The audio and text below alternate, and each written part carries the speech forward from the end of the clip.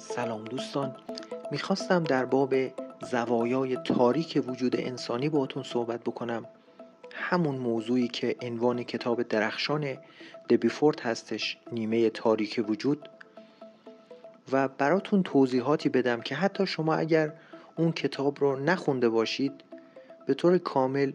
از محتوا و مضمون اون کتاب مطلع میشین. پویان هستم، کارشناس ارشد مشاوره خانواده. با من همراه باشید تا به طور کامل این موضوع رو بررسی کنیم. دوستان، در تاریخ فلسفه از سقراط، افلاطون و ارسطو به عنوان فیلسوفان قبل از میلاد مسیح به عنوان فیلسوفانی یاد میشه که روی خرد و تعقل و عقل انسانی خیلی حساب باز کردن. بعد از اونها در دوران قرون وسطا از آگوستین گرفته تا توماس آکویناس و فیلسوفان دیگری که به تفصیل اتین ژیلسون در کتاب روح فلسفه قرون وسطا به همشون میپردازه، و فیلسوفان مسلمان از ابن رشد، بوعلی تا ملا صدرا، همه در همین خط حرکت کردند و گفتند که انسان موجودی هستش که با عقل خودش و با خرد خودش میتونه به حقیقت برسه و حقایق رو کشف بکنه. در فیلسوفان بعد از رنسانس، از دکارت گرفته تا لایبنیتس، اسپینوزا و غیره، اکثر فیلسوفان این وجه رو بزرگ کردند و برای خرد و عقل انسانی اهمیت زیادی قائل شدند و روی اون حساب خیلی خیلی زیادی باز کرده بودند. فروید این چرخه رو در هم شکست و گفت که شما به گونه‌ای که فکر میکنید انسان موجودی هستش که عاقل هستش و خردمند هستش و با خرد خودش تصمیم میگیره، این گونه نیست، بلکه کنترل رفتارهای انسانی بیش از اون که دست عقلش باشه و خردش باشه، دست یک نیروی دیگری هستش که از اون به عنوان ناخودآگاه یاد کرد. او انسان رو به کوه یخی تشبیه کرد که 10% از آب اقیانوس بیرون هستش و 90% در زیر آب هستش. اون 10% فقط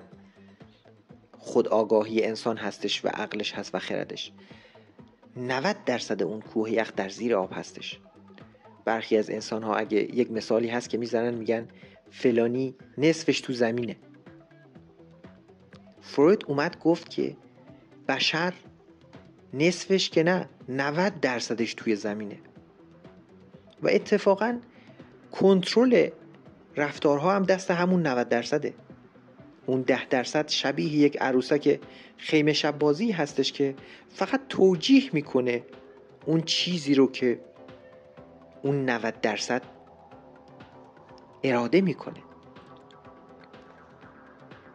سوال ما از فروید این هستش که محتوای اون 90% چه هستش که اینقدر قدرتمند هستش که میتونه رفتار انسانی رو کنترل بکنه. فروید میگه شما از ابتدای تولد تا زمان مرگ همیشه درگیر بایدها و نبایدها هستین. در ابتدا خانواده هستش و بعدش جامعه.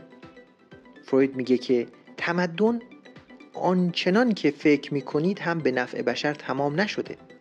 بلکه بایدها و نبایدهایی که این تمدن بر انسان بار کرده و بر انسان تحمیل کرده باعث شده که اون انسان از حالت عادی خودش خارج بشه و خیلی از رفتارهای عادی انسانی به رسمیت شناخته نشه و حذف بشه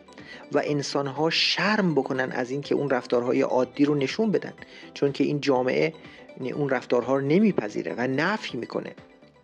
و اون انسان رو حذف میکنه از اجتماع. به خاطر همین هستش که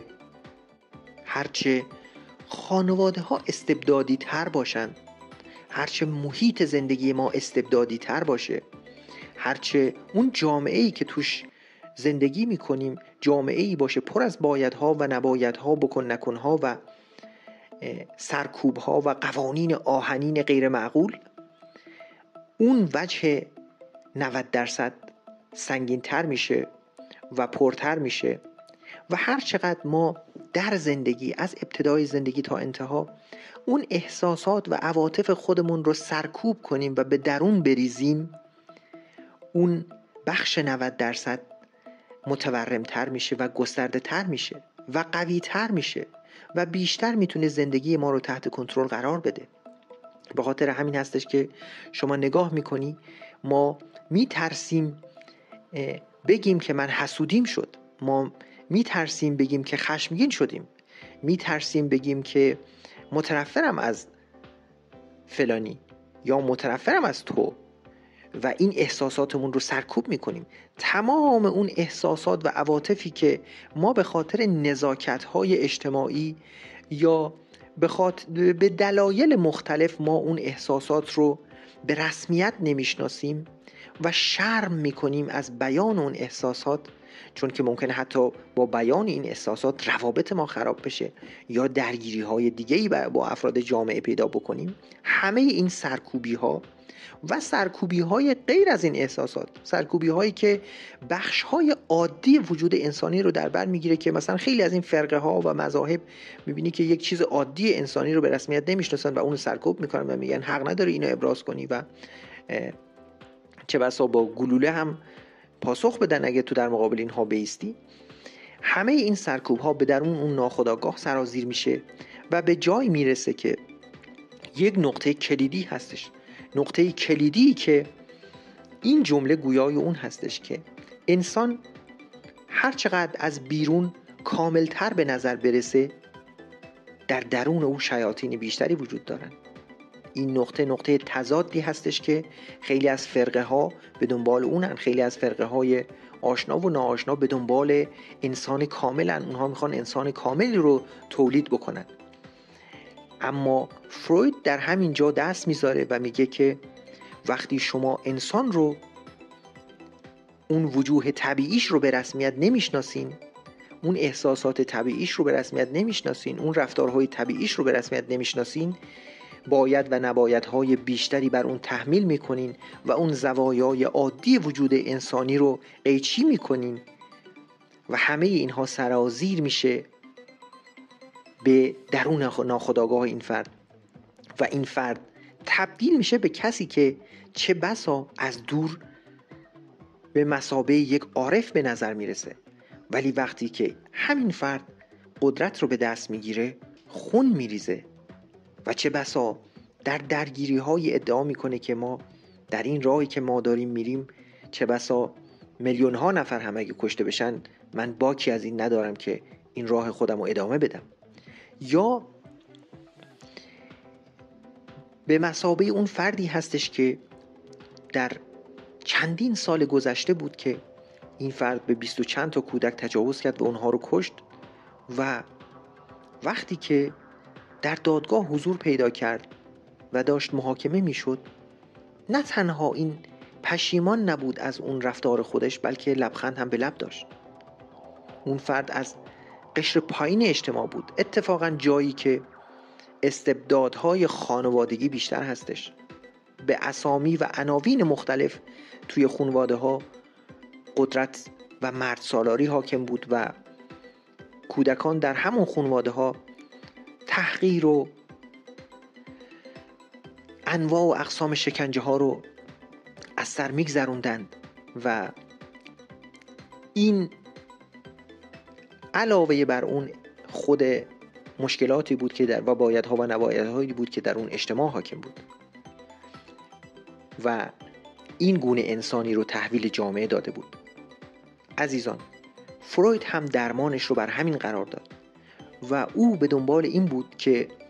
هر چقدر این ناخودآگاه رو سبکتر بکنه میتونه قدرت خودآگاه و اون 10% رو بیشتر بکنه تا بتونه طرف یک تصمیم معقولی بگیره. شما دارین توی کیس های مشاوره که طرف زنی هستش که شوهر معتادی داره، هر روز داره این زن کتک میخوره، وسایلش رو این شوهر معتاد برده فروخته،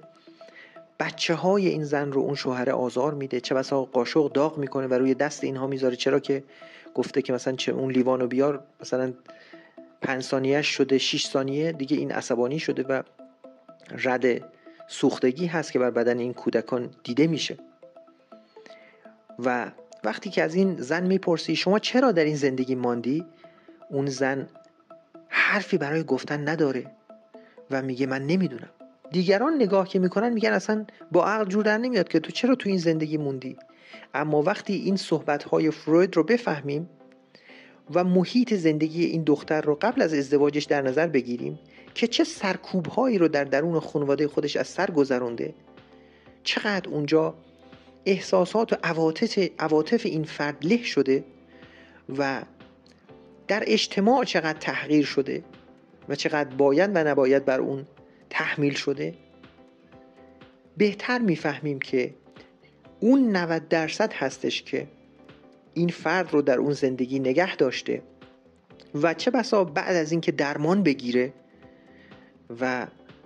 اون بخش 10% و تعقل این فعالتر بشه، راحت میتونه از این لجنزار خارج بشه و گلیم خودش رو در این اجتماع از آب بکشه.